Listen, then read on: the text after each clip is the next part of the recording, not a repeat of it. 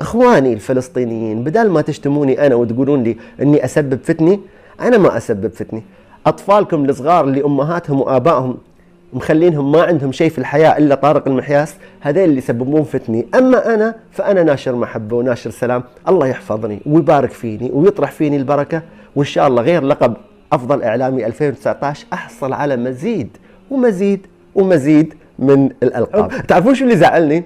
اللي زعلني ان البعض ينقهرون لما يشوفوني انا اتكلم بهالطريقه. ترى انا اتكلم بهالطريقه عشان افهموها عاد. انتم طالعين بموضه جديده الفلسطينيين، يخلون عيالهم ب 11 12 سنه يسجلون فيديوهات وما عندهم طاري الا طارق المحياس.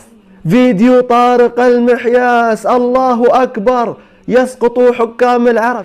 انا ما اتشرف فيكم اصلا، لكن دعوه لكل الفلسطينيين وابنائهم اللي يبغى يشتهر يسوي عني فيديو. ليش؟ لان انا النجم الثاقب، انا هذا الزمان زماني وهذا الوقت وقتي.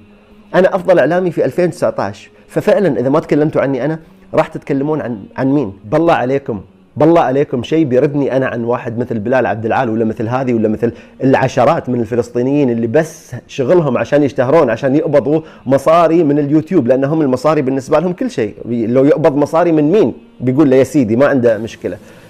لو فرضنا مجرد فرضيه ان هذا نعال سيدي صاحب السمو الشيخ محمد بن زايد ويلبس هذا النعال، تعرف انا كمواطن اماراتي شو اسوي؟ انا اقبل نعال سيدي صاحب السمو الشيخ محمد بن زايد،